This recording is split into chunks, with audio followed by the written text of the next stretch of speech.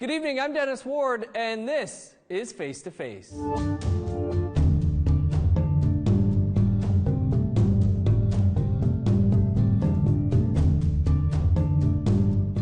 Our guest this week is Manitoba's children's advocate, Daphne Penrose. Manitoba has between 10 and 11,000 children in care, the highest number in all of Canada. Roughly 90% of those kids are Indigenous. Daphne, thanks for joining us. This is the first of our shows that will be a little different given the ongoing COVID-19 global pandemic. But what are some of the effects on children and youth during this pandemic?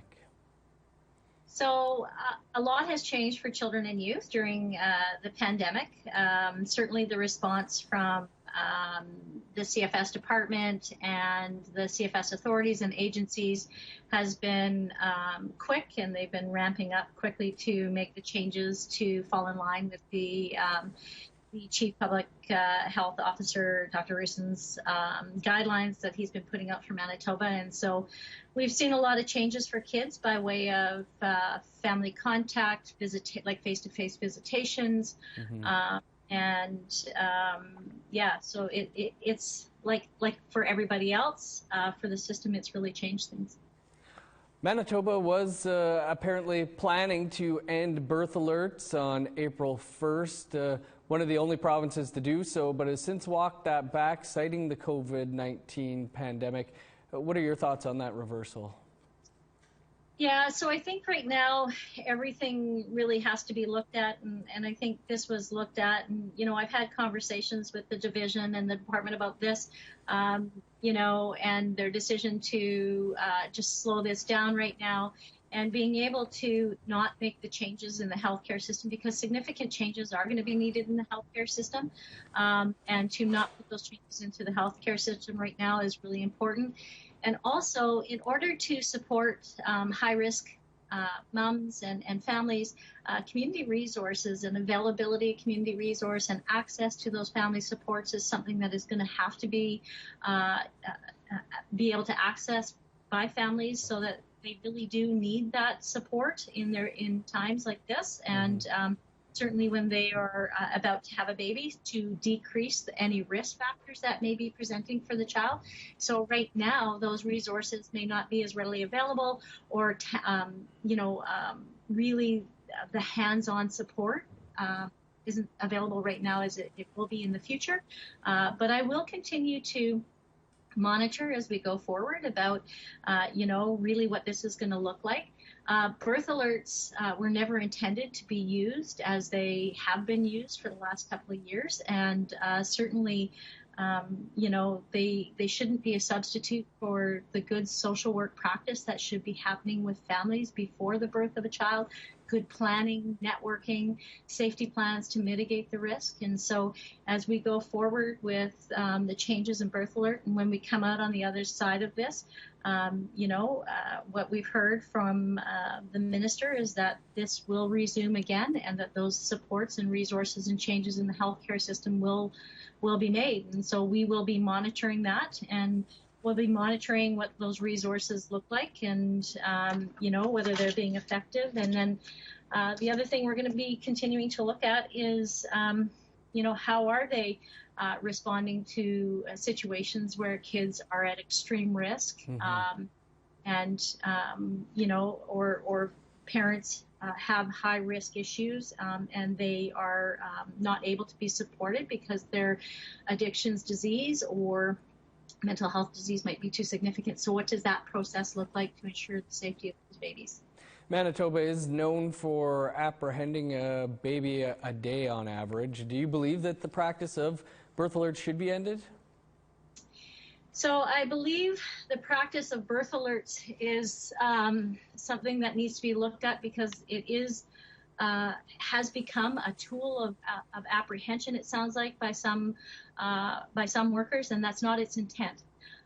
Its intent was just many years ago was just to notify when a baby was born, so that the plan that was developed by the CFS worker and the family could be initiated. And so, really what what I think needs to change is the practice that workers are engaging with families in and working with families to really support and prepare for their upcoming new birth that's happening, and making sure that they have the resources in place necessary, make sure that the plan is in place, make sure that the assessments with respect to risk is happening, and that they are putting interventions in there to mitigate the risks. And when they can't mitigate those risks, that their response is appropriate, and that there's family present to assist that parent who's having a child. Another big issue that has popped up during this pandemic is one of people aging out of care. The province just announced it is going to provide services to those turning 18 for the next 6 months, something that could help nearly 400 youth at least. Are you happy to see this happening? Yeah, and so I actually wrote a letter last week to the government, providing some advice from the perspective and amplifying the voice of youth who are aging out of care about supporting them through this process. And certainly I'm really pleased to see the announcement that happened yesterday. It was well thought out, and it was a very quick response, because as everything is happening so quickly now and things are changing hour to hour and day to day, the announcement that happened yesterday was thorough and inclusive. And certainly I've had conversations with the division about, look, they wanted to get the support in place, but they are open, if kids are for some reason being excluded because they turned 18 just before, they want to make sure that the kids know that they can also contact their agency or authority for supports. So it really was about doing it perfectly imperfect, I think, and trying to get some change happening so that kids aren't aging out. So I'm really pleased with the announcement that happened yesterday and the support for kids who are aging out. It's a pretty scary time for some kids, and now they have the support and the continued resource that they need to be able to stay in place where they are and be safe. Does it point to a bigger problem we have with youth aging out of care and not being properly prepared? I think we both know people who have aged out and were homeless immediately. Yeah, I think that there are some situations that are concerning with respect to youth aging out without plans. And I think, there's multiple aspects to that issue. Sometimes kids who are aging out just have had enough, and they don't understand the ramifications of not wanting supports, and then other kids desperately want supports and they can't get them because their agency is declining those. So it's a myriad of different issues, certainly, but one that is certainly concerning. And, when the government takes responsibility for a child and they are the guardian, there is responsibility when they turn 18, and I think that kids need to be supported in a way that's meaningful for them. And, when a child is 18, they're very seldom ready to be on their own and understand some magnitude of the decisions they're making and how it's going to impact them a couple of years down the road. And so I think there is things happening in other provinces that are promising that we should and could take a look at to support our youth better, for sure. Daphne, much more to talk about here. We're just going to step aside and have a quick break, and then we'll continue the conversation here on Face to Face with Manitoba's Children's Advocate.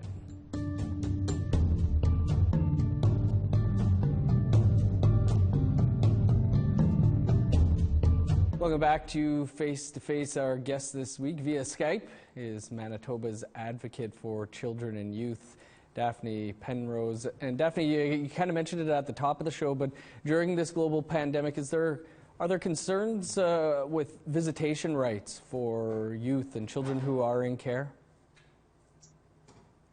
I think one of the things that has to happen right now is there needs to be some changes to the visits, and I think a lot of folks understand that. Initially, the department didn't put out a statement about, no visitations. They were really done on a best interest via assessment from the worker about what's happening in that child's life and the circumstances, all considering, the public health officer's recommendations about visits. And just recently, that's changed, and there is a direction to face-to-face visits not occurring, and that certainly is a change for families, and it's very difficult for kids. But I think the important message is, the visits are changed, and that workers and agencies and authorities and facilities need to be working very hard at trying to maintain that critical contact between families and their children, and making sure that kids feel connected with their family. And that may mean looking at a myriad of different resources or creative tools to do that: phone, Skype, the ability to have access in ways that aren't face-to-face. So I think that it's a big shift for families, and it's very difficult for kids to understand. But we have to be cautious around visitations with kids and families, because if you get into a situation where you have one child for example, living in Winnipeg, and parents are on community, and if they have a visitation and that child has been exposed, and the parents take that illness perhaps back to the community, that can have devastating impacts. And so how do you make sure that we are making decisions that are in the best interest of everybody, and making sure that everybody's safe when they're doing that? And so changes have happened, but certainly efforts and serious efforts need to be made to maintain that connection between children and their families. It is essential during this time. Definitely, an even more difficult time in a difficult system. I'd like to talk about Bill C-92, the federal legislation with the goal of keeping Indigenous children and youth connected with their families, communities, and culture. Came into effect at the beginning of the year. Has there been any change that you've noticed? So, it's difficult to say about change that we've noticed, because, very quickly we were dealing with this pandemic, and there's a lot of questions about Bill C-92, and there hasn't been a lot of clarity or direction provided by the federal government around, what that transition is going to look like, and, what the funding is going to be attached to that. Right. So certainly, it is, some of those questions remain unanswered. Manitoba has also been proposing new measures in an effort to bring down the high number of youth in care in this province. Is that working? Yeah, so I think there's a lot of things that need to be done. I think we often hear about, the desire to decrease the number of children in care, and certainly that is a desired outcome, but decreasing the number of kids in care and returning kids home safely really is the most important thing that can happen for kids, because returning them home to only have them be put into a situation where they may be unsafe and end up coming back into care, that is not helpful either. And so, and could be traumatizing even more for kids. And so being able to return kids home safely to a safety net that they can count on, and supports that they can count on with the appropriate resources and mental health resources, and possibly addiction resources, and education resources, food security. All of these things are part of what it takes to return a child home safely. And so, pulling in a piece of legislation that places culture as priority is really important. But what's also important is understanding that communities need the resources in order to have kids thrive in their community. And so they need the housing support, they need the food security, they need, some communities, are struggling with running water, and access to school may not be big enough to support all of the kids that would be returned home. So all of those things need to be in place, so that kids can have equity, as their other peers in Manitoba do, and that they're returned home safely. And so I think those are the pieces that are really important as we move forward, to ensure that those resources are available as children are returning home. You're kind of pointing to some of the problems that people point out, though, that kids are being taken away from their homes because of poverty and not, because they're not in a loving home. Mm-hmm. Yeah, and so, I think that's part of what we continue to hear from communities and from our Indigenous governments, that, more equity around resources needs to be in place for kids, so that this sort of thing doesn't happen, so that they aren't taken away because of lack of resources or lack of housing, so that they have equity and availability of services on community. So yeah, it isn't, those resources are critical for kids. Daphne, we're going to continue the conversation here, but we do have to step aside for one more break, and then we'll be right back here on Face to Face.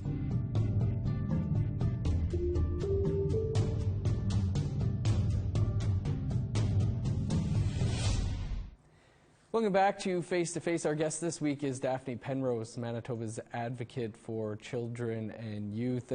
Daphne, the child welfare system has been called the Millennium Scoop in reference to the 60s scoop. Do you see similarities? What I can say is that there are far too many Indigenous children in care, for sure. APTN News and others have documented the pipeline between the child welfare system and the prison system. As someone who's been involved in the system for 30 years, is this something that you've witnessed? Yeah, I think that there is a lot of crossover between the two, for sure. And, I go back to some of the resource availability for kids. And certainly we see a lot of kids who are struggling with addiction issues and significant mental health issues that end up heading towards the justice system when really what they need is something different than the justice system, such as addictions treatment or mental health treatment and support. And so what ends up happening is they end up heading towards the justice system because of the lack of early interventions and supports for those kids. And then, over time, kids begin to really struggle and self-medicate and engage in really harmful behaviors and begin making choices that are not healthy for themselves and others, and they end up in the justice system. We look back on annual reports and there was 520 reviewable deaths during a period of roughly 10 years in Manitoba. You recently did a report on 143 youth who have died by suicide over that same time. You investigate those deaths. So what's behind them and how can things be changed? Yeah, so, in this past year, in the 18-19 fiscal year, we reviewed 57 deaths, and some of what we're finding in those deaths, and I sort of alluded to this earlier, is about the social work practice that's happening with families. And, in 52 of those 57 deaths, assessments weren't completed properly or were inconsistent or incomplete, and planning didn't happen in 53 of 57 of those deaths. And so, it is incredibly important for workers who are working with families to have the skill and to create assessments and understand how to do assessments so that they can put resources and lead families to interventions and treatment that they may need, and to develop plans with them and to be able to work with families in a meaningful way. But the resources have to be there as well. And,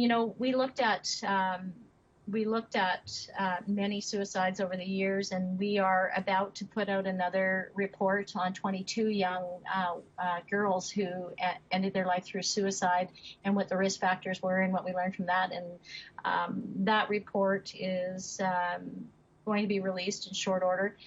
We were going to release it prior to the end of the fiscal in March, but because of everything that happened, we put it off. But we will be releasing that report in the next couple of, probably the next month or so. and talk about what we've learned in the last number of years about why kids are ending their life through suicide.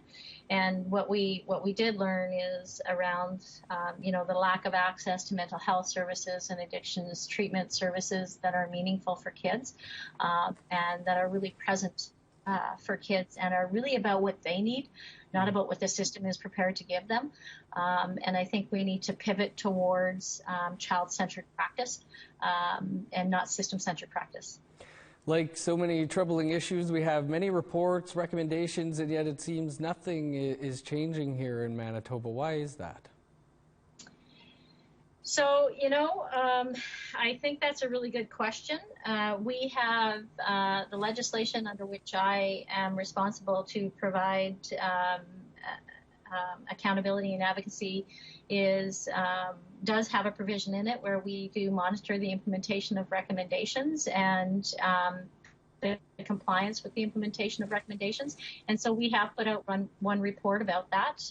And certainly all of those updates are public on my website, and we will be putting out another round of updates on that. And certainly I believe a lot more work can be done on the implementation of the recommendations. A lot of times when kids get hurt and we conduct investigations, be it they end their life through suicide or they die accidentally or they die of safe sleep issues or they're murdered, there are lessons to be learned. But what's more important is, are we learning those lessons and are we making the changes that are needed to stop that from happening in the future? And that is the intent of these investigations. And so I think that's why it's so important for the legislation that allows me now to speak about the compliance with the implementation of the recommendations, because then we can really see whether or not they're being taken seriously by government to make the changes that need to be made inside government so that similar situations don't happen again and again. Be nice to end on a positive note if possible, but with the child welfare system, Daphne, do you have any reason for hope? I will say this, our office often gets involved in some of the most serious cases and the most complex cases, but I can tell you there are a lot of workers out there doing a lot of good work, and those really don't come to the forefront as much as the ones that it's not working. And so I want to make sure that we are always acknowledging that that is occurring. And the other thing is that right now social workers are frontline service workers. They are still out there protecting children who do need to be protected at times, and they are out there continuing to go into houses and work with families and assess situations and protecting children, and I do want to acknowledge that. And certainly the difficult work that's right now at this time that is being required by all frontline service workers, for sure. Well, Daphne, we thank you for your work as well and for joining us here on the show today. Thank you for having me. And that is all the time we have for this week. We're always looking for new guests, so if you have any suggestions, please email us at news@aptn.ca. This show and past episodes are all available as podcasts. You can find those at aptnnews.ca/face-to-face podcast. Thanks for tuning in. I'm Dennis Ward. We'll see you next week.